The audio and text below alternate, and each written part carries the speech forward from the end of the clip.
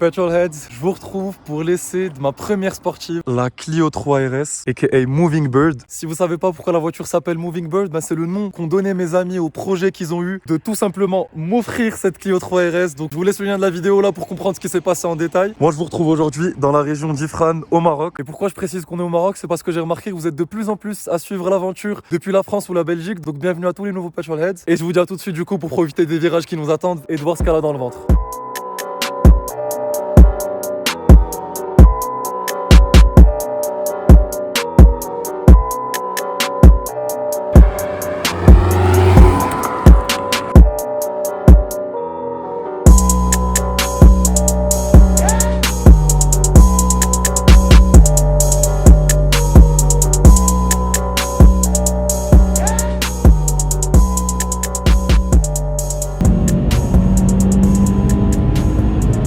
Qui va arriver.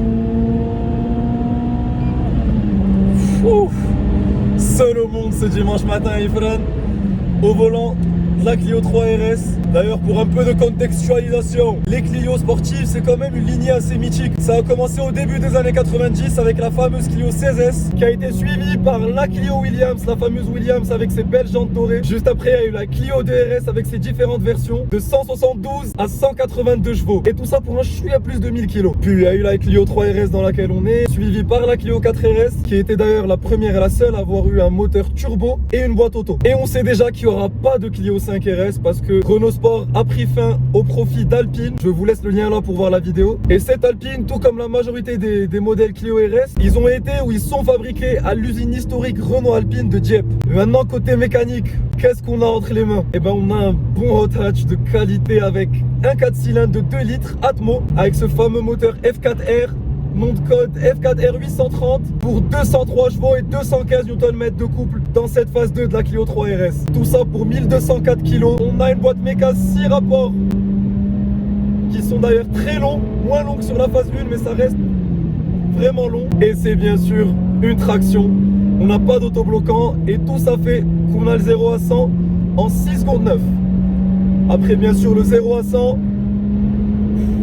c'est pas ce qui nous intéresse dans ce genre de voiture, parce que les hot hatchback ils sont faits pour enchaîner les virages. Et ça va m'amener à vous parler du premier point positif de cette voiture, c'est son châssis. C'est un régal d'enchaîner les virages au volant cette Clio 3 RS. La voiture fait preuve d'une aisance vraiment jouissive. Par contre, c'est vraiment pas la confiance qu'on aurait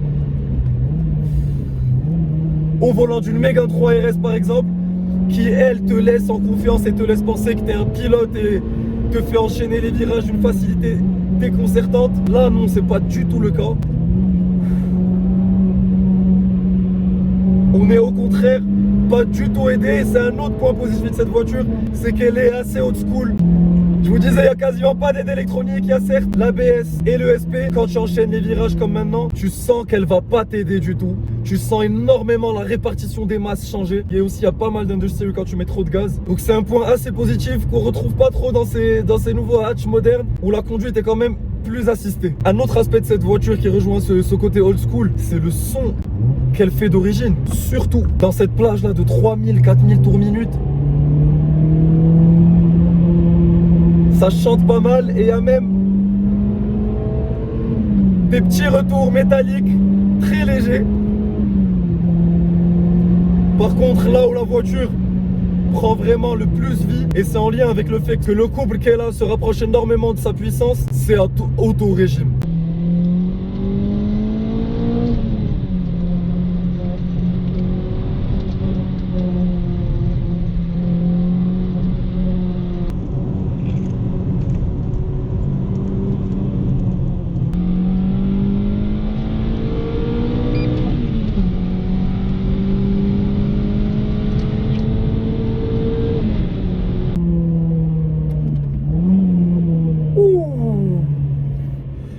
J'avoue que je suis encore en train d'essayer de bien apprendre à Hilento et là j'ai réussi le 3e, 2e.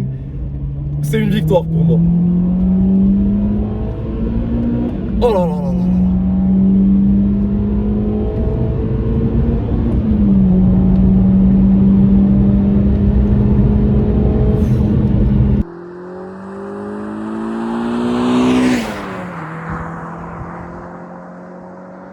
Et l'autre côté sympa que j'ai beaucoup aimé aussi, c'est la simplicité de cette voiture.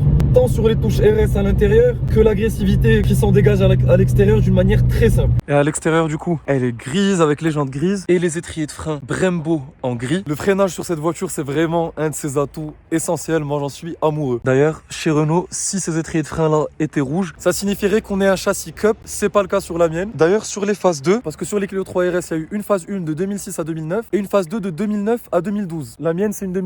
Et cette phase 2, du coup, a des amortisseurs plus souples de 15% par rapport à la phase 1. Mais la Cup de la phase 2 est plus rigide de 15% par rapport à la Cup de la phase 1. On a aussi des ressorts qui sont plus rigides de 27% à l'avant et 30% à l'arrière. En plus du fait que la version Cup est plus légère de 36 kg. Et le fait que ce soit plus souple sur la phase 2, ça vient avec un système appelé double valve qui permet en fait plus de confort, notamment quand tu cruises en autoroute. Et côté sportivité, sur la phase 2, on a eu l'apparition de cette lame avant là, qui est vraiment typique des RS. Moi j'adore quand elle est en jaune citrus. Les phares aussi sont différents. J'aime beaucoup d'ailleurs sur la voiture les rappels de noir, que ce soit à l'avant, sur les rétros et au niveau du diffuseur arrière qui est pas là pour faire joli, c'est un vrai diffuseur. Il apporte vraiment beaucoup d'aide aérodynamique à la voiture. Mais un des détails qui plaît le plus sur la Clio RS, c'est ces sorties vers là qui viennent en fait mettre en valeur la largeur de la voiture et qui participe vraiment à son look badass, je trouve. Elle fait quand même 1,78 de large, hein. C'est presque une largeur de 4x4 pour 4 mètres de long. Et pour continuer sur la simplicité, on a quelques touches Renault Sport comme sur les côtés ici et à l'arrière. Et donc pour revenir à la simplicité, à l'intérieur on a aussi quelques touches Renault Sport. Sur le seuil de porte, t'es accueilli directement par ça. Au niveau des sièges, j'ai pas les fameux sièges Baker et Caro. Je vous cache pas que j'aimerais beaucoup les avoir. Je garde ça en tête, ce serait un énorme kiff de les avoir sur la voiture. Et ils sont assez confortables quand même, ils maintiennent bien. J'aime bien aussi les ceintures de sécurité qui sont grises, qui rappellent la couleur extérieure. On a ce pommeau RS en alu qui est beaucoup plus sexy que le pommeau d'origine. Ça aussi c'est un élément auquel ont pensé mes amis quand ils ont pensé à ce projet là. C'est des vrais malades mentaux. Et un dernier rappel Renault Sport ici. Après, l'autre touche de sportivité majeure qu'on a, c'est le compteur des tours minutes en jaune. Moi j'aime beaucoup. Mais sinon, le volant, ok, il est surpiqué, mais il est vraiment pas cool, je trouve. J'aime pas trop ce volant, il est vraiment grand. Je songe des fois à peut-être le changer, je suis pas encore trop sûr. Dites-moi ce que vous en pensez d'ailleurs. Voilà, sinon après la console centrale, c'est clairement pas très sexy. Et c'est un des défauts de cette voiture les plus connus. Alors les sièges sont confortables, mais après je trouve que la voiture est quand même assez tape-cul en ville. C'est clairement pas la rigidité d'une Abarth ou de la même voiture avec le châssis Cup, mais c'est vraiment dérangeant au quotidien.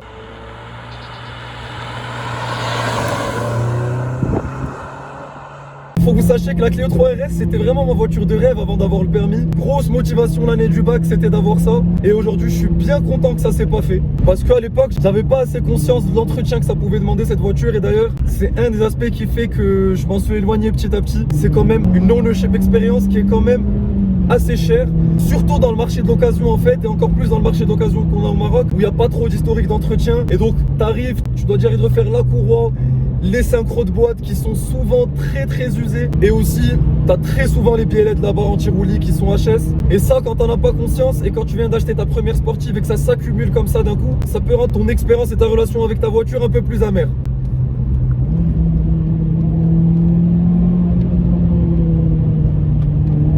Oh.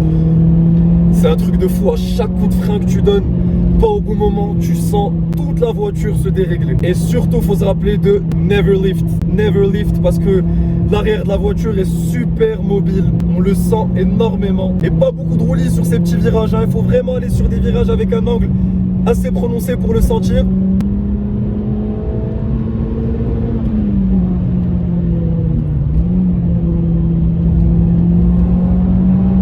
Quel régal, quel régal!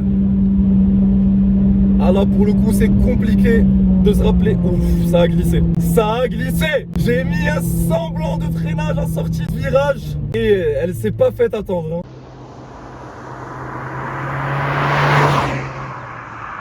Et parler de ces éléments à prendre en compte pour l'entretien m'amène à vous parler des points faibles de la Clio 3 RS. Déjà en premier lieu, une des choses les plus connues, c'est la boîte. La boîte est fragile et on le ressent de ouf, surtout quand la voiture est encore froide. Les passages surtout de deuxième à troisième, quand la voiture est froide, t'as l'impression de torturer ta boîte à vitesse. Faut y aller vraiment doucement. Un autre point négatif, c'est la consommation pour la voiture que c'est, pour un hatchback, parce que elle est quand même faramineuse. Après, c'est relatif.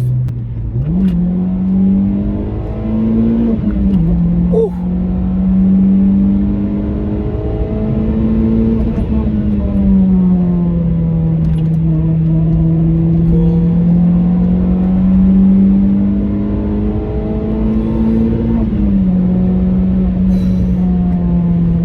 chaque fois que je vois des virages, je peux pas m'empêcher d'encore essayer d'améliorer les trajectoires et de voir de quoi est capable la voiture. Bah, en tout cas, pourquoi c'est relatif? Bah, c'est que hier, en venant de Rabat à Ifrane et en tournant toute la journée, j'ai fait à peu près 380-400 km hier et ça m'a pris un demi-plein. Mais aujourd'hui, j'ai commencé du coup à la moitié du plein. Ça fait bientôt 1 heure que je conduis, un peu agressivement, et là j'ai le quart qui est déjà parti. Donc si on veut mettre des chiffres sur tout ce que je vous raconte là depuis tout à l'heure, mon record absolu entre autoroute et cruising en national en 6ème, c'est 11,1.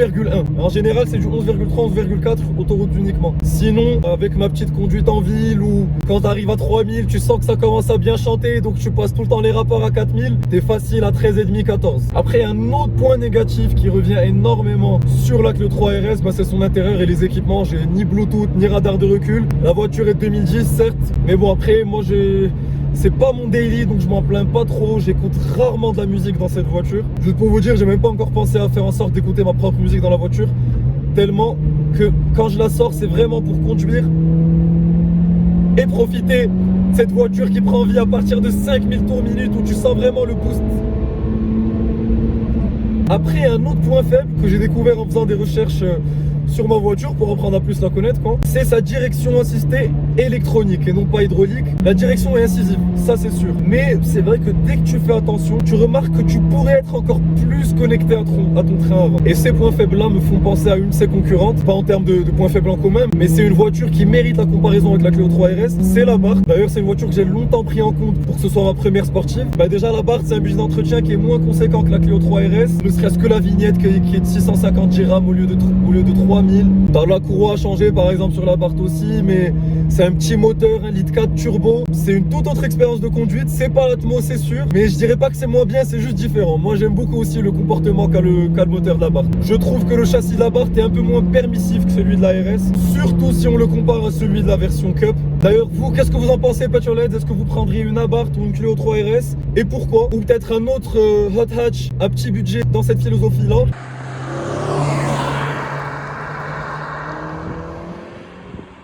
Et pour parler des modifications que j'aimerais faire à cette voiture, déjà au fil des essais que j'ai pu vous partager, vous avez dû bien comprendre que je suis un vrai maniaque du son, j'aime bien quand ça chante fort. La ligne est bien chaude là.